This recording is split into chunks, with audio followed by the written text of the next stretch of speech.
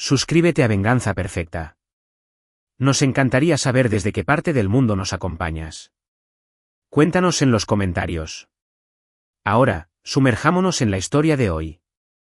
A los 52 años, creía entender cada mal sonido que un hombre podía escuchar antes del amanecer, una transmisión resbalando en el asfalto congelado, una llanta reventando en la carretera 57, una batería muerta en enero cuando el viento corta a través de Coahuila como vidrio roto.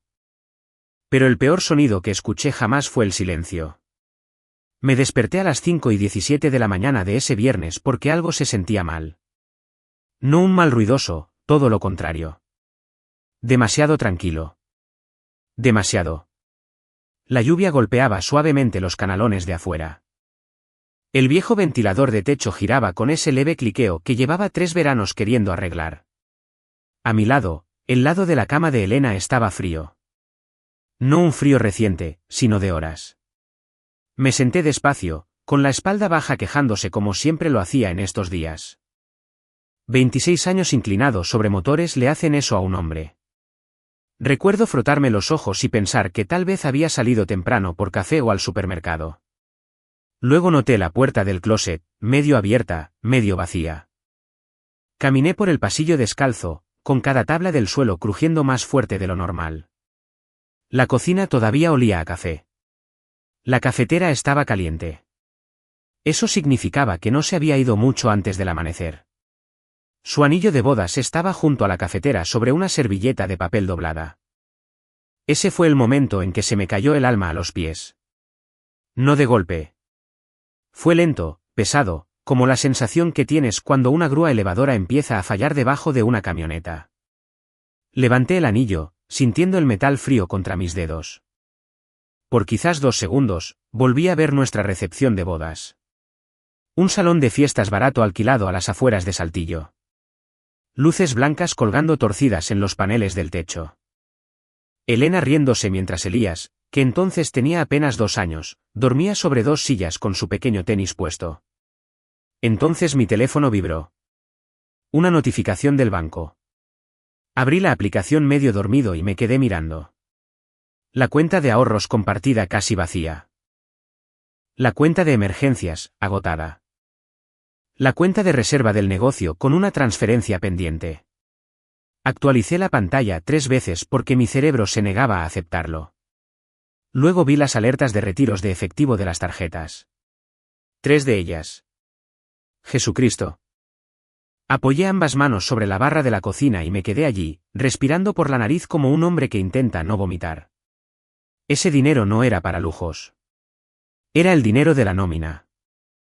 La tarde del jueves, había sacado dinero extra de la línea de crédito del negocio porque el lunes se acercaba rápido.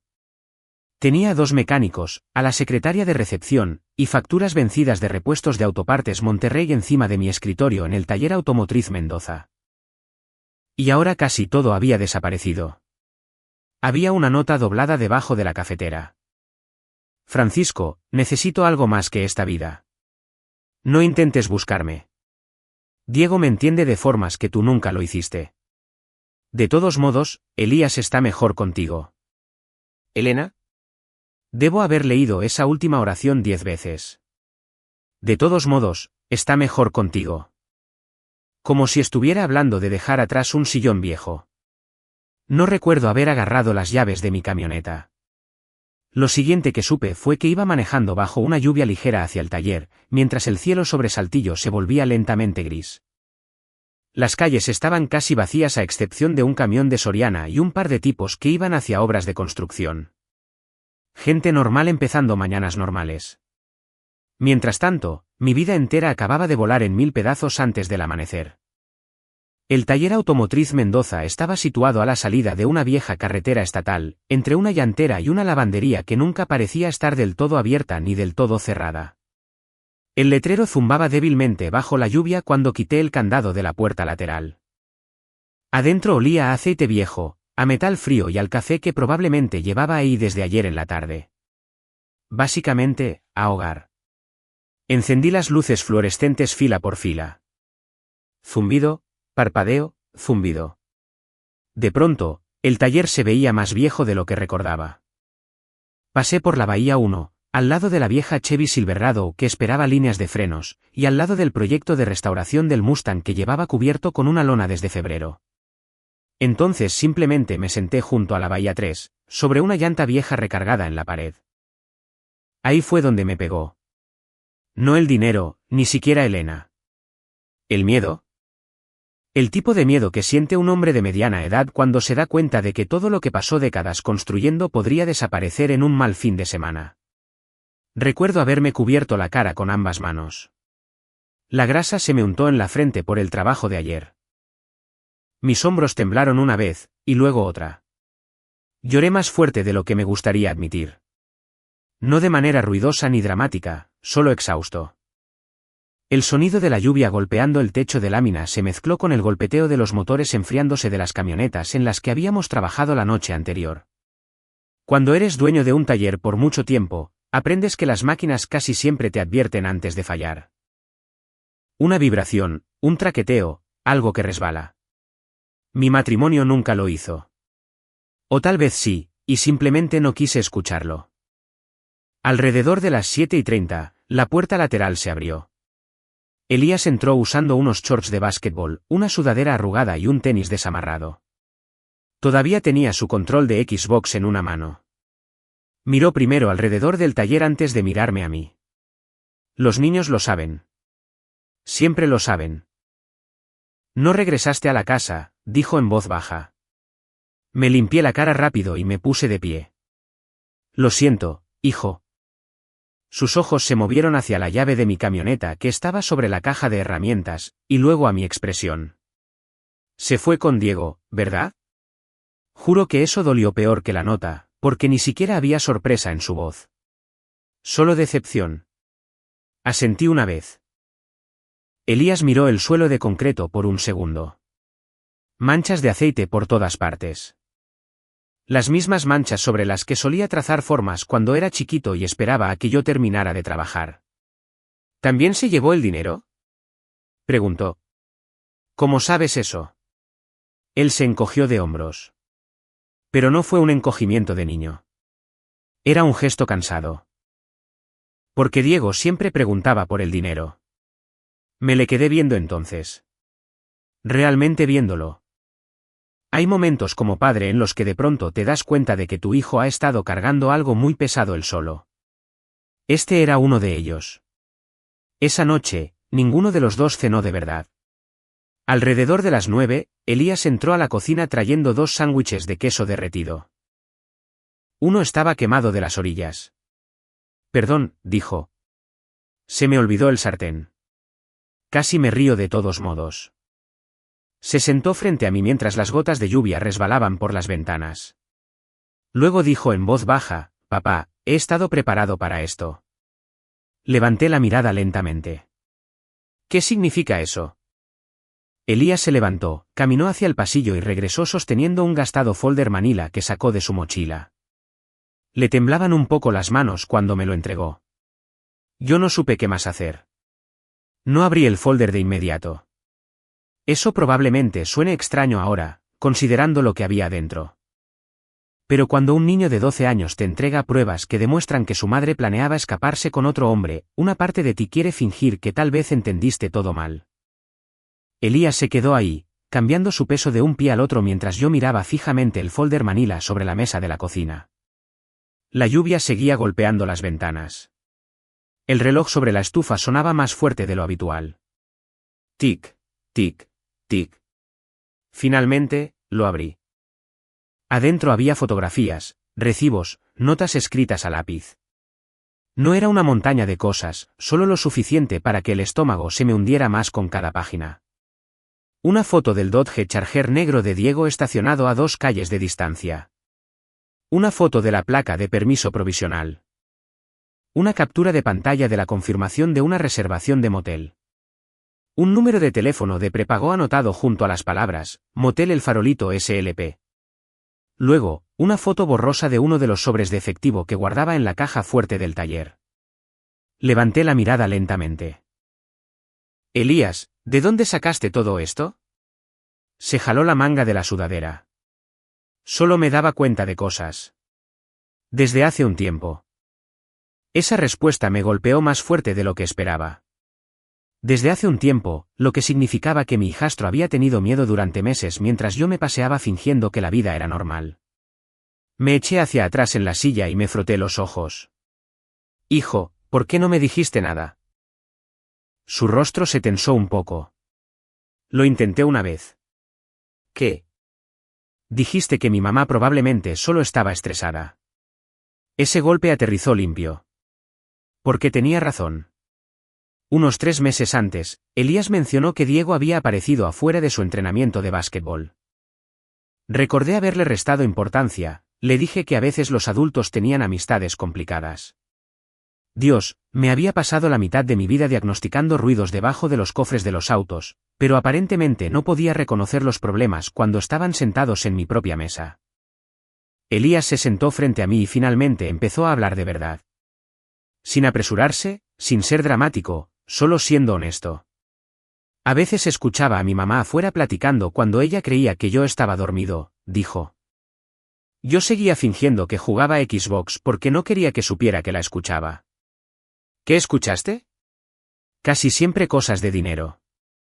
Tragó saliva con dificultad. Y a Diego gritando.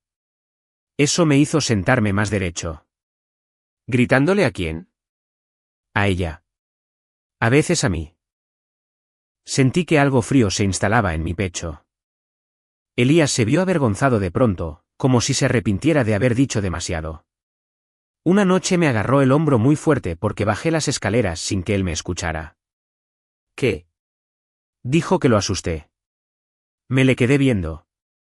Ese pequeño detalle me molestó más que casi cualquier otra cosa hasta el momento. Tal vez porque podía imaginármelo con demasiada claridad, la pesada mano de Diego sobre un niño que de por sí ya se sentía inseguro en su propia casa. Volví a bajar la mirada hacia el folder. Juntaste todo esto porque tenías miedo. Elías asintió una vez. Pensé que a lo mejor ella se iba a ir. A su voz se le quebró un gallo en la última palabra, y yo quería pruebas. Ese fue el momento en que dejé de ver el folder como evidencia. Era supervivencia. Un niño de 12 años intentando prepararse para el abandono antes de que sucediera. Me levanté de la mesa y caminé hacia él. Por un segundo se puso tenso, como si creyera que estaba metido en un problema. Luego lo jalé para darle un abrazo. Se aferró a mí inmediatamente, con fuerza. Apretó la cara contra mi hombro mientras los dos nos quedamos allí parados, en medio de esa cocina, tratando de no derrumbarnos por completo. Perdóname, dije en voz baja. ¿Por qué? Por no haberlo visto. No contestó durante un rato. Luego, por fin dijo, tampoco quería que a ti te lastimaran. Eso casi me destrozó. Te pasas años tratando de proteger a un niño, y de alguna manera el niño termina tratando de protegerte a ti. A la mañana siguiente, no había dormido ni 2 horas antes de salir hacia el taller. El cielo sobre Saltillo se veía pálido y pesado, ese tipo de gris que se asienta incluso antes de que empiece el invierno. Marcela ya estaba ahí cuando llegué. Ella había trabajado en mi recepción llevando la contabilidad por casi 14 años, estaba a finales de sus 50.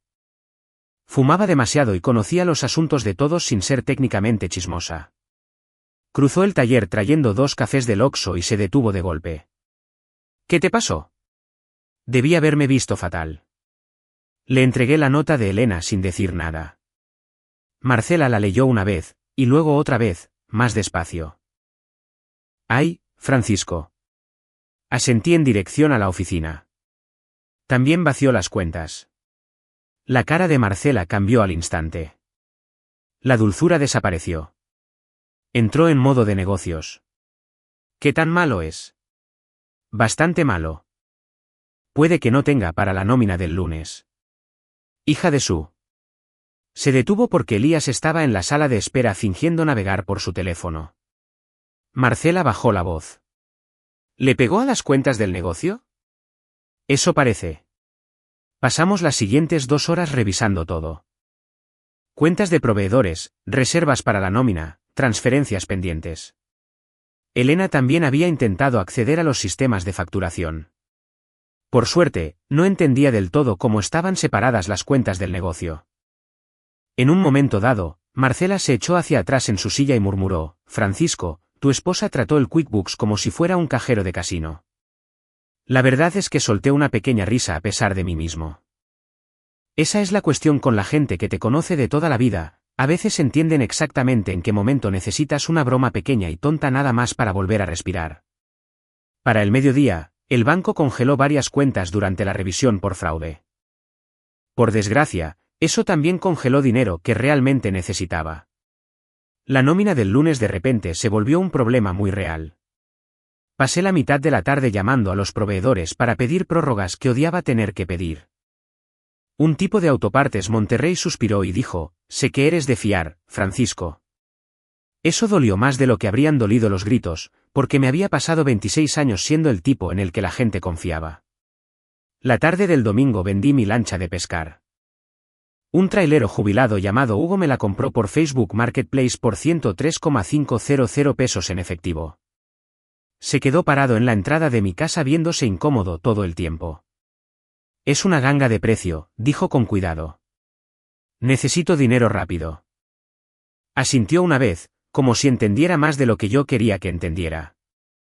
Después de que se alejó manejando con el remolque enganchado detrás de su camioneta, me quedé ahí viendo el espacio vacío junto al garaje por mucho tiempo. Esa lancha tampoco era un lujo. Eran 20 años de mis sábados. El lunes por la mañana, llamaron de la escuela. Al parecer, Elías golpeó un casillero con la fuerza suficiente para abollarlo después de que otro niño hiciera un comentario sobre cómo su mamá se había escapado. Manejé para allá de inmediato. La directora estaba sentada detrás de su escritorio tratando de verse tranquila, mientras Elías miraba el suelo con una bolsa de hielo envuelta alrededor de su mano moreteada. ¿Quieres explicar qué pasó?, le preguntó. Elías se encogió de hombros. La directora suspiró. El otro estudiante afirma que lo amenazaste. Finalmente, Elías levantó la mirada. Mi mamá se escapó con un perdedor. La oficina se quedó en silencio. Luego Elías dijo algo en lo que todavía pienso a veces. No se escapó, dijo en voz baja. Me abandonó. La expresión de la directora cambió de inmediato. Probablemente la mía también. Esa noche, justo después de la medianoche, sonó mi teléfono con un número desconocido de San Luis Potosí. Contesté medio dormido. Una mujer susurró, ¿hablo con Francisco Mendoza? Sí. Hubo dudas en la línea, luego voces lejanas, y en algún lugar tenuemente en el fondo, Elena llorando. La mujer volvió a bajar la voz, señor, creo que su esposa está en problemas. Entonces la llamada se cortó. 5 minutos después, el oficial Ramírez me llamó después de que le devolví un mensaje de voz. Su tono era diferente esta vez. Más serio. Francisco, dijo con cuidado. Tu esposa y Diego podrían haber cruzado al territorio de los delitos mayores. Para el martes por la mañana, había dormido tal vez 9 horas en total desde que Elena se fue. Y ni siquiera 9 buenas horas. De esas en las que tu cuerpo se apaga, pero tu mente sigue trabajando en la oscuridad, dándole vueltas a las mismas preguntas una y otra vez hasta que pierden forma. ¿Por qué no lo vi? ¿Cuánto dinero se había ido para siempre? ¿Qué se suponía que le dijera a Elías si su madre terminaba en la cárcel? El oficial Ramírez me llamó como a las 8:10, mientras yo estaba de pie en la Bahía 2 fingiendo revisar la línea de frenos de una Ford Explorer. Francisco, necesito que escuches con atención. El hecho de que dijera eso me despertó. Me explicó que el motel El Farolito estaba justo a las afueras de la capital potosina. El nombre de Diego ya había surgido en relación con un problema de libertad condicional. El oficial con el que habló creía que Diego y Elena se habían ido a toda prisa después de que una patrulla entrara al estacionamiento del motel por un asunto no relacionado. Luego vino la parte que me heló las manos. Habían dejado olvidada una mochila. ¿De quién? Difícil saberlo, pero tu tarjeta de presentación estaba adentro de uno de los bolsillos. ¿Mi tarjeta de presentación? Sí, del taller automotriz Mendoza. Cerré los ojos. Elena había guardado una en su bolsa durante años. Decía que era útil cuando la gente necesitaba un mecánico honesto. Es curioso lo que la gente conserva justo antes de quemar tu vida hasta los cimientos.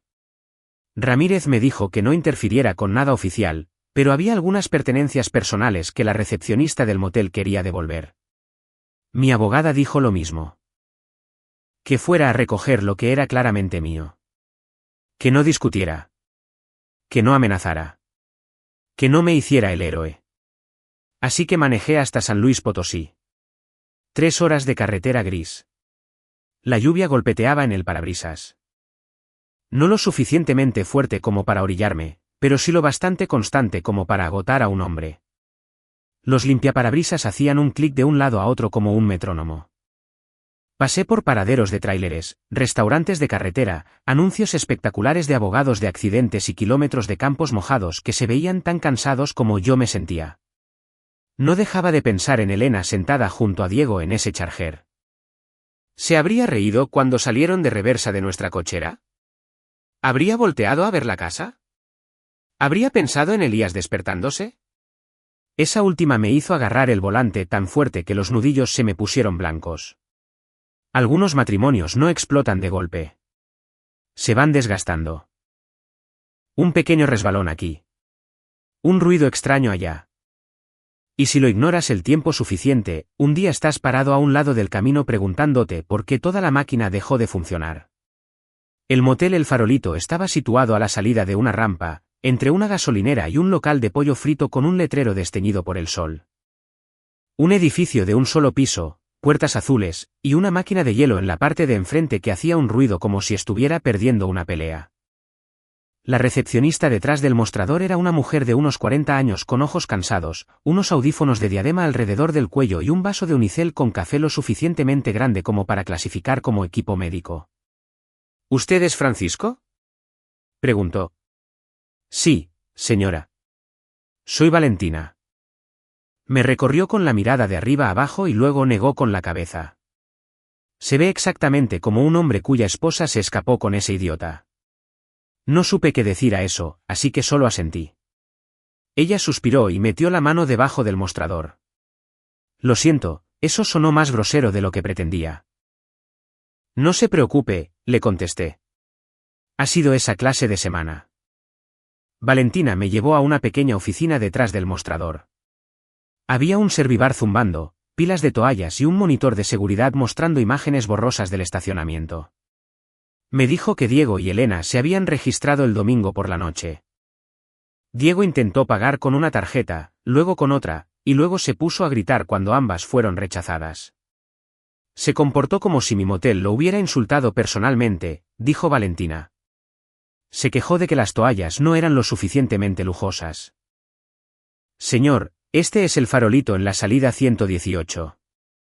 Si quiere lujo, no reserve una habitación al lado de una máquina expendedora que se traga las monedas de 10 pesos. A pesar de todo, casi sonreí. ¿Y Elena?, pregunté. El rostro de Valentina se suavizó.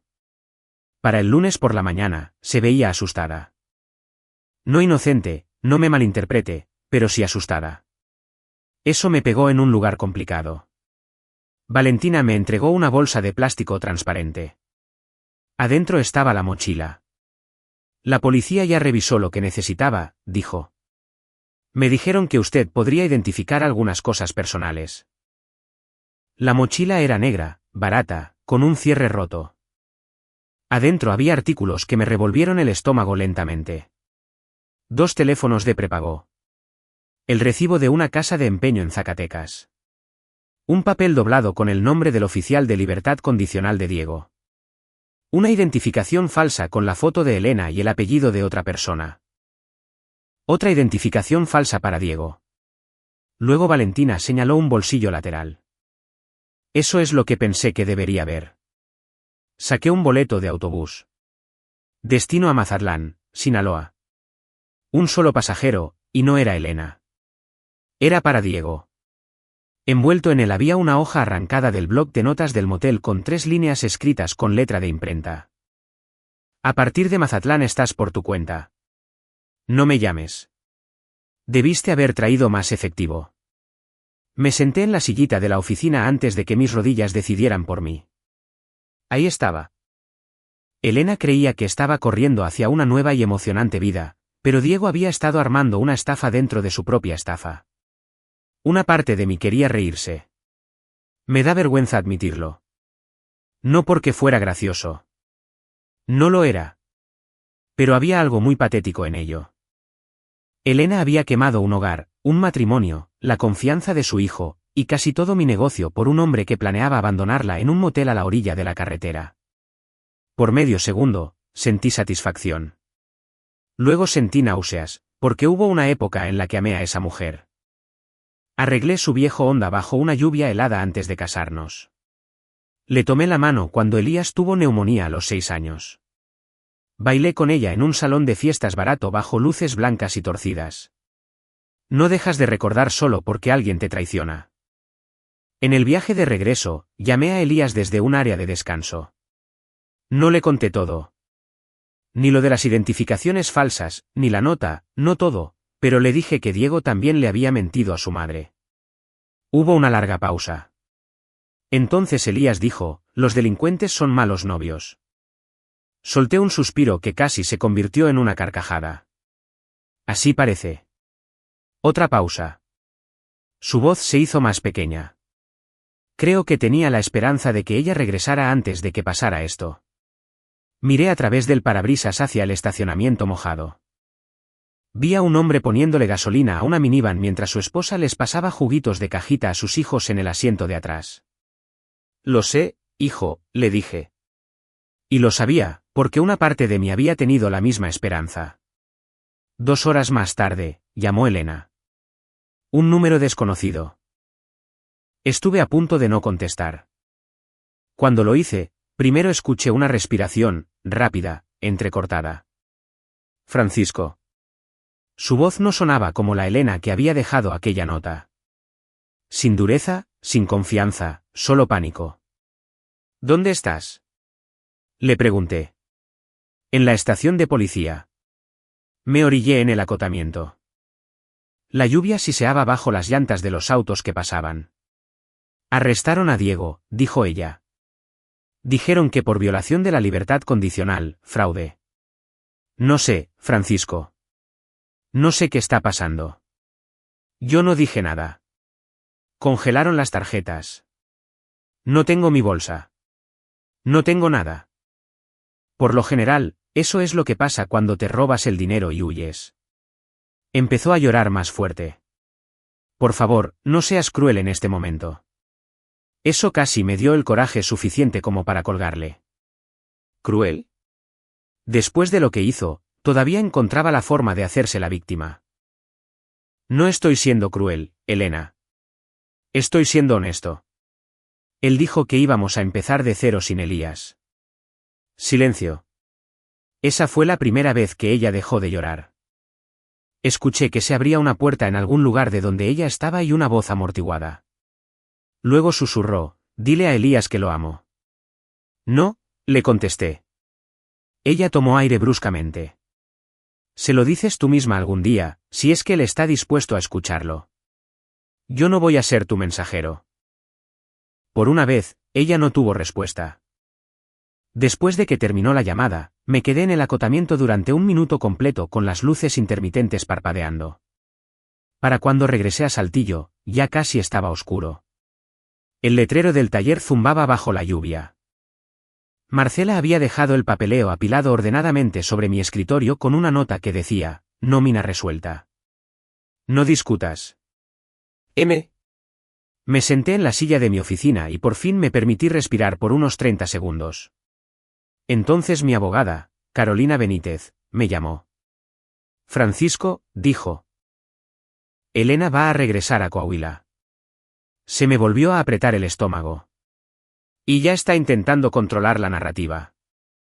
Elena regresó a Saltillo 3 días después, usando unos lentes de sol enormes y actuando como si hubiera sobrevivido a un desastre natural en lugar de haberlo causado.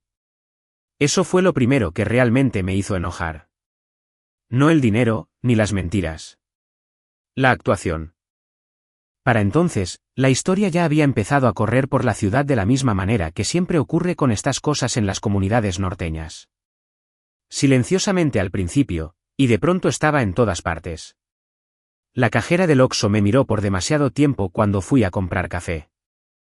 Uno de mis clientes dejó de contestar los mensajes sobre su Silverado. Incluso los muchachos del autosón se portaban cautelosos a mi alrededor, como si el divorcio fuera contagioso. Y Elena sabía exactamente cómo usar eso. Empezó a publicar cosas vagas en internet casi de inmediato. Alguna frase sobre escapar del control emocional. Otra sobre elegirse a sí misma por fin después de años de manipulación. Sin dar nombres, sin dar detalles, solo lo suficiente para que la gente atara cabos como quisiera. El problema con las mentiras es que viajan ligeras. La verdad tiene que detenerse a dar explicaciones. El domingo por la mañana fui a la iglesia porque no sabía qué más hacer. Estuve a punto de dar la vuelta en la camioneta 2 veces en el camino. El estacionamiento se veía exactamente igual que siempre. El pavimento húmedo, las camionetas pick-up estacionadas junto a las SUV, el viejo señor Hernández fumándose medio cigarro antes de entrar, como si su esposa no fuera a olerlo de todos modos. Normal. Pero en el segundo en que crucé las puertas de la iglesia, lo sentí. La gente tratando de no mirar, pero mirándome de todos modos. Saludé de mano a un par de hombres que conocía desde hacía 20 años. Uno de ellos a duras penas me sostuvo la mirada. Otro me preguntó, ¿cómo lo llevas? Con ese tono cuidadoso que la gente usa con los pacientes de cáncer o con los viudos en duelo. A la mitad del sermón, noté a 2 mujeres mayores susurrando mientras volteaban a ver mi banca. Tal vez ni siquiera era sobre mí. No importaba. Eso es lo que pasa con la humillación pública. Una vez que se te mete en la cabeza, cada mirada de reojo empieza a sentirse personal. Después del servicio, una mujer de la iglesia me detuvo cerca de la mesa del café. Hay 2 lados en cada matrimonio, dijo amablemente. Yo solo asentí, porque tenía miedo de que si abría la boca, pudiera salir algo muy feo. De vuelta en el taller el lunes por la mañana, las cosas empeoraron. Un cliente de muchos años pospuso la reparación de una transmisión que costaba casi 69,000 pesos. Otro me preguntó si las cuentas de mi negocio estaban bajo investigación. Esa frase corrió rápido. No importaba que yo fuera la víctima.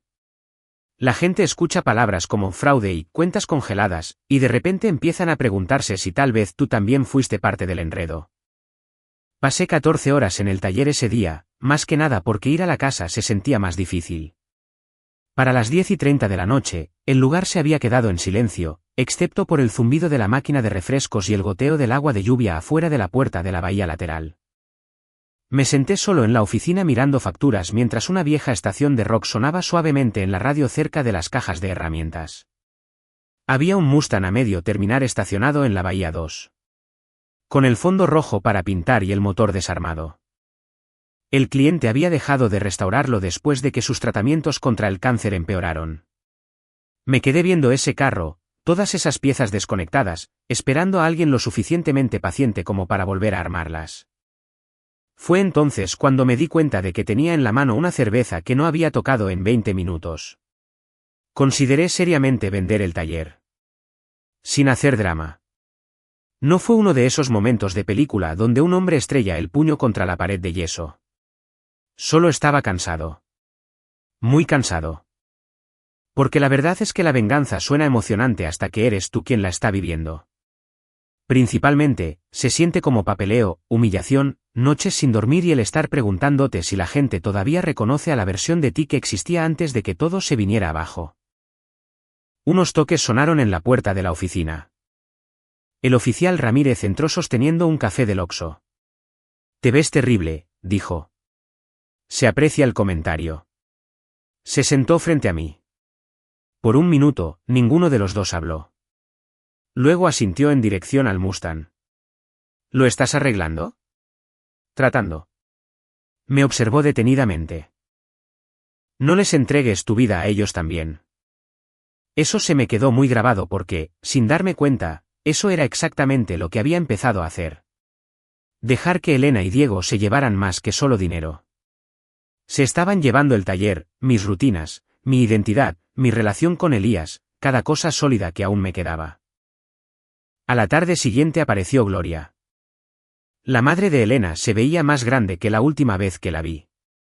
De alguna manera se veía más pequeña, traía un abrigo gris mal abotonado y los ojos rojos, como si ella tampoco hubiera dormido. Elías se paralizó cuando la vio entrar a la oficina del taller.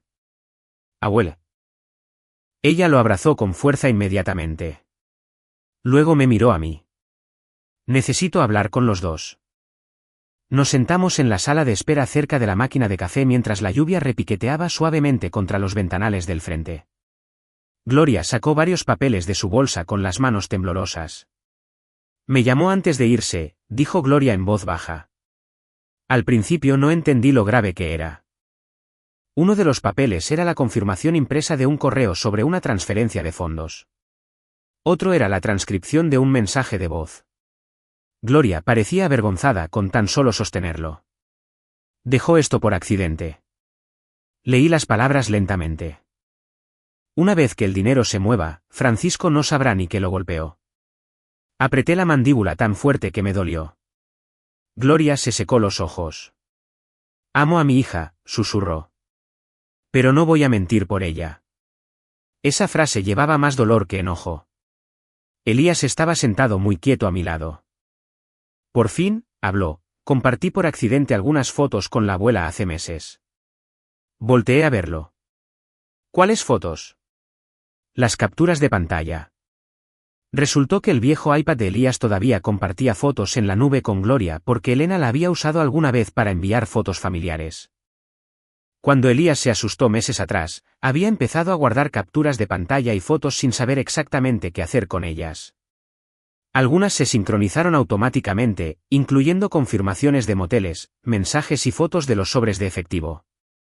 El niño, por accidente, había creado un rastro de copias de seguridad sin siquiera darse cuenta. «No era mi intención espiar», dijo rápidamente. «Solo no quería que todos pensaran que estabas mintiendo». Me le quedé viendo. Luego, añadió en voz baja, «tampoco quería perderte a ti». Eso casi me rompe ahí mismo, enfrente de todos. Más tarde esa semana, Carolina me llamó para avisarme de la fecha de la audiencia. Órdenes financieras temporales, acceso a propiedades, preocupaciones sobre la custodia en relación con la situación de vivienda de Elías. Ahora eran consecuencias adultas reales, no solo escombros emocionales. La noche antes de la audiencia, Elena apareció afuera de la casa sin avisar. Los faros de su carro iluminaron la entrada como a las 9:30. Elías los vio por la ventana y palideció de inmediato. Eso me dijo más de lo que las palabras jamás podrían. Elena tocó suavemente. Salí antes de que pudiera entrar. Viento frío, pavimento mojado, olor a hojas secas. Se veía exhausta debajo del maquillaje. «Lo estás poniendo en mi contra», dijo en voz baja. «No», le contesté. «Eso lo hiciste tú sola». Sus ojos se endurecieron. «Siempre crees que eres el bueno». Casi me reí ante eso. Una mujer se roba el dinero de la nómina, abandona a su hijo, se escapa con un delincuente, y de alguna manera estamos debatiendo matices morales en mi cochera. Vete a tu casa, Elena. Quiero ver a Elías. Hoy no. Su rostro cambió entonces, volviéndose más frío. A él también lo vas a perder. Las palabras pegaron más fuerte de lo que esperaba porque, por medio segundo, algún miedo horrible dentro de mí le creyó. Luego miré a través de la ventana principal. Elías estaba de pie cerca del pasillo fingiendo no mirarnos. Incluso desde afuera, pude ver que una de sus manos le temblaba un poco. No porque dudara de mí, sino porque estaba asustado de nuevo. Me volví hacia Elena, y por primera vez desde que todo esto empezó, me di cuenta de algo con claridad: ella ya no estaba peleando por su hijo. Estaba peleando por no perder. La audiencia estaba programada para una mañana gris de jueves en el juzgado de lo familiar del estado de Coahuila. Hacía tanto frío afuera que todos caminaban rápido desde el estacionamiento público con los hombros encogidos hasta las orejas. Llevaba puesto el mismo traje azul marino que había usado para funerales, bodas y para el segundo matrimonio de un miserable primo allá en el 2011. Todavía me quedaba bien, excepto en el área de la cintura. Elías me dijo que parecía un mecánico fingiendo ser abogado. Honestamente, tenía razón. Carolina Benítez nos vio afuera de la sala de audiencias, cargando 2 gruesos folders y esa clase de expresión tranquila que solo se adquiere después de años lidiando con divorcios lo suficientemente feos como para arruinar tu fe en la humanidad. ¿Estás listo?, preguntó ella. No, respondí con la verdad. Asintió. Qué bueno. Significa que sigues estando cuerdo. Elías se quedó afuera con Gloria mientras nosotros entrábamos. Esa parte me importaba. Él ya había escuchado suficiente fealdad de adultos para una sola infancia. Los juzgados son lugares extraños. Luces fluorescentes, viejas bancas de madera, olor a café y a abrigos mojados. Todos fingiendo estar más tranquilos de lo que realmente están. Me recordó un poco a las salas de espera de los talleres mecánicos después de que a alguien se le descompone el motor en la carretera federal. Gente sentada en silencio junto a cosas rotas, esperando que el daño no cueste más de lo que puedan sobrevivir. Elena estaba sentada en la mesa de enfrente junto a su abogado. Por un segundo, verla ahí casi me saca el aire. No porque la extrañara, sino porque se me hizo familiar. La misma mujer que solía llevarme sándwiches al taller los sábados. La misma mujer que una vez se quedó dormida en mi hombro durante una tormenta eléctrica mientras veíamos programas viejos en el sillón. Luego me miró con esos ojos fríos y a la defensiva, y el sentimiento desapareció. La audiencia comenzó de manera bastante simple: medidas de protección financiera, asuntos temporales de custodia sobre la residencia de Elías, separación de los bienes del negocio. El juez Huerta se veía exactamente como siempre se ven los jueces en Coahuila, cansado, pero imposible de intimidar. El abogado de Elena habló primero y, honestamente, durante unos minutos funcionó.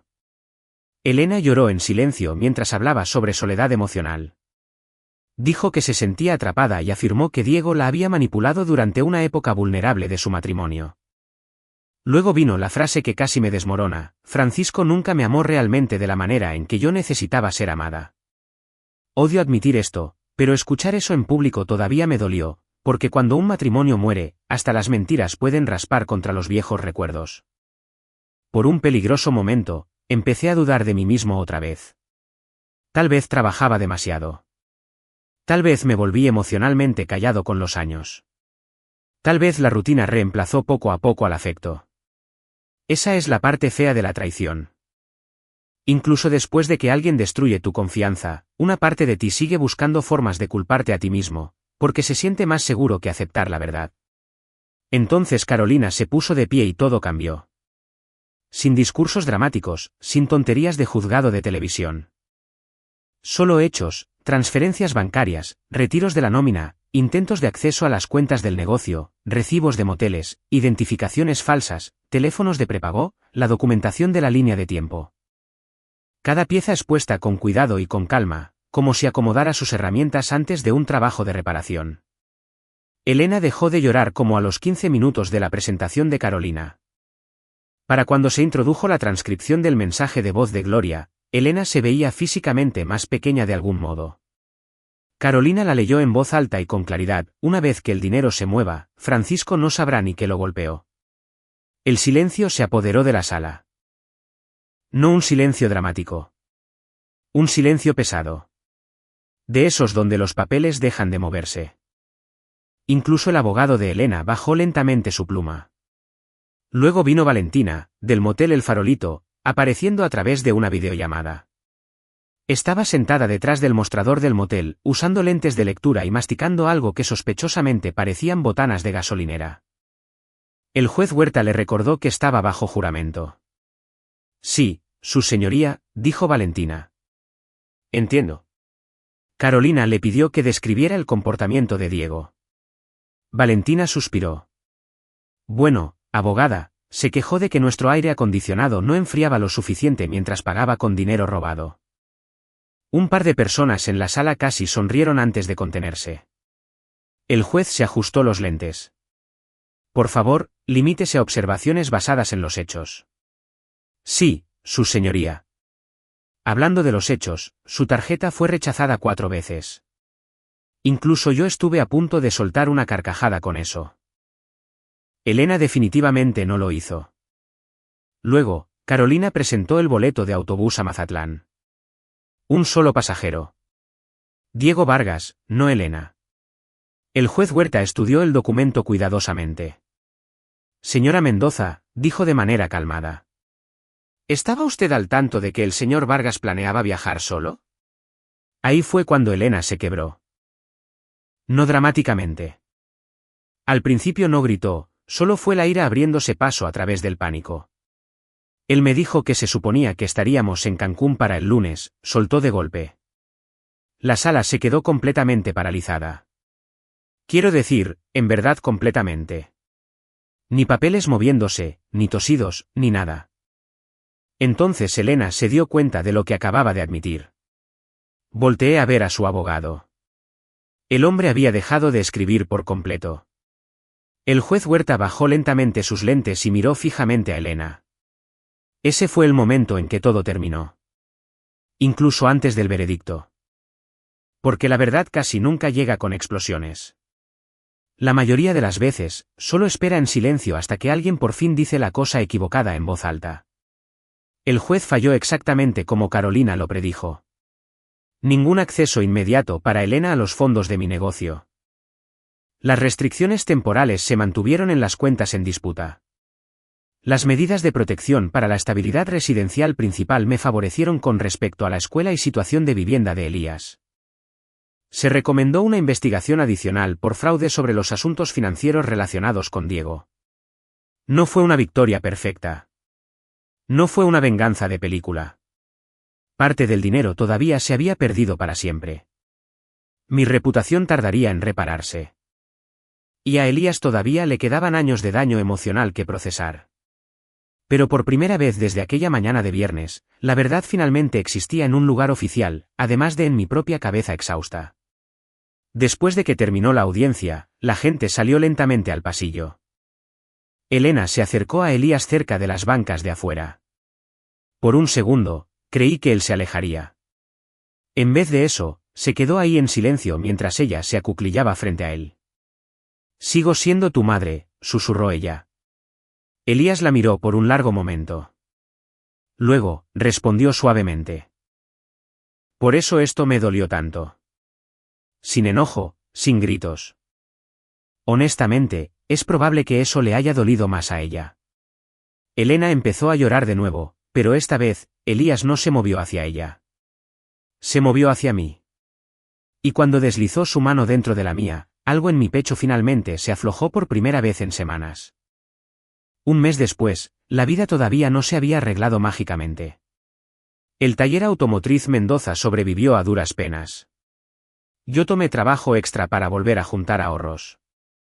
Marcela me seguía amenazando con obligarme a jubilarme si me saltaba la comida una vez más. El oficial Ramírez pasaba de vez en cuando, fingiendo que casualmente andaba por ahí cerca. Algunos clientes regresaron poco a poco, otros no. Así es la vida. Un sábado por la tarde, Elías y yo estábamos trabajando juntos en el viejo Mustang estacionado en la Bahía 2.